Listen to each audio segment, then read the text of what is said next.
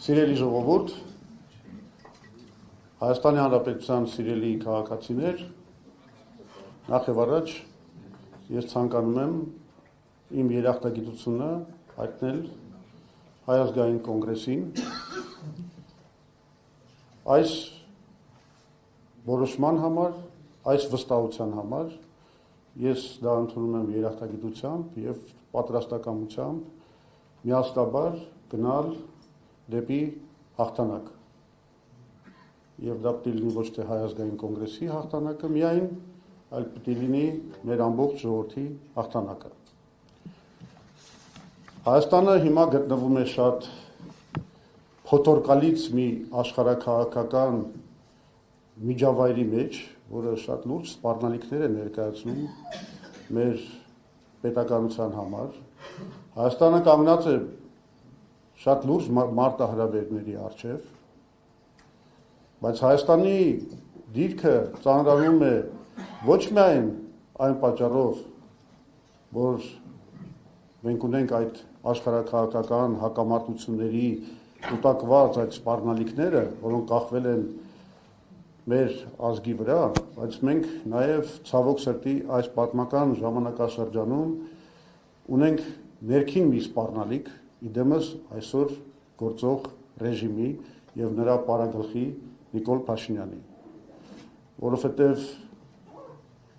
այդ իշխանությունը իր գործողություններով միայն ավելի է ահագնացնում բոլոր այն մարտահրավերները եւ սպառնալիքները, որոնք հարաճել են մեր ժողովրդի վրա։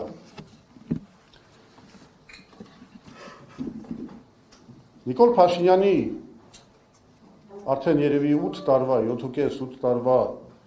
կառավարման ժամանակ Հայաստանը իր իսկ սխալ եւ անտգետ ապաշնոր որոշ դեպքերում նաև ես կարող եմ համաձայնվել դավաճանական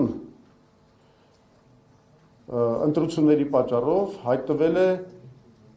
եւ ունեցել է Ադրբեջանի հետ արդեն 10 ռազմական բախում։ Այդ բախումների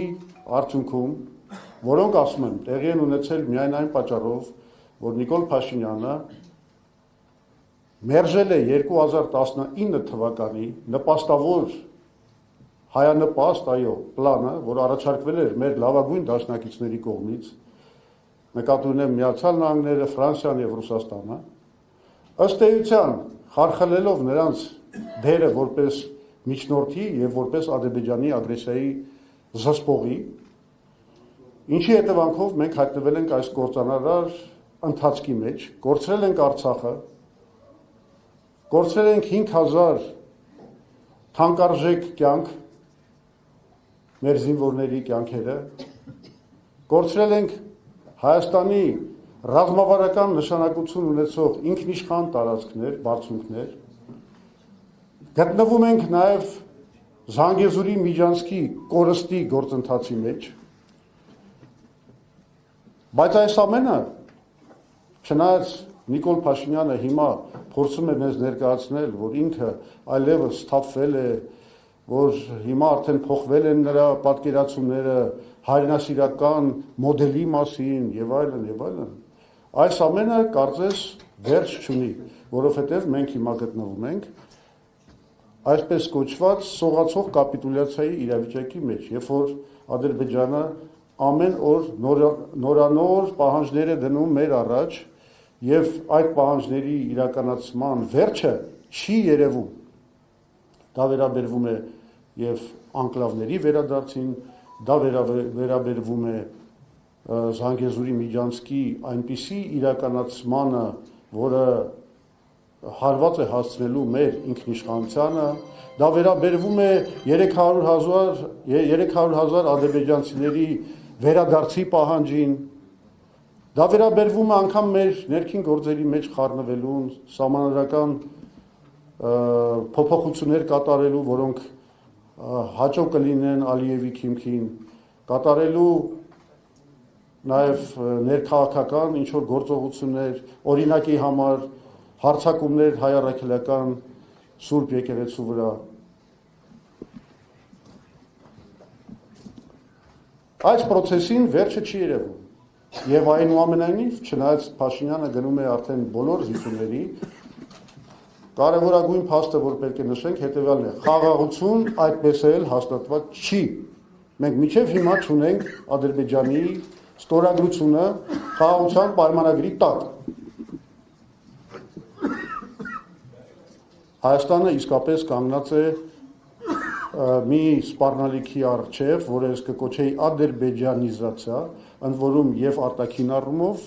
այսինքն, որ Հայաստանը գնալով դառնում է Ադրբեջանին ինչ-որ մի ենթակա, մի վասալային պետություն, այնպես է նաև ներքին առումով, որովհետև կարծես այն բարքերը, որոնք տիրում են ավտորիտար Ադրբեջանում, այսօր կամաց աստիճանաբար փոխանցվում են նաև մեր ներքաղաքական կյանք։ Խոսենք մեր քաղաքացիների վիճակի մասին։ Այսօր բոլորդ գիտեք, որ մեր գյուղացին կքած է վարկերի այդ ծանրության տակ, գիտեք, որ գյուղատնտեսական այդ արտադրության եկամտաբերությունը ըստ էության գոյություն չունի, որովհետև գյուղացին բախվում է վառելիքի, պարարտանյութի, սերմացուի եւ այլ կարևոր գործոնների թանկության հետ, միևնույն ժամանակ խնդրեմ ունի իրացման հետ, որովհետև դա կատարվում է դժվար եւ ոչ ձեռնտու գներով։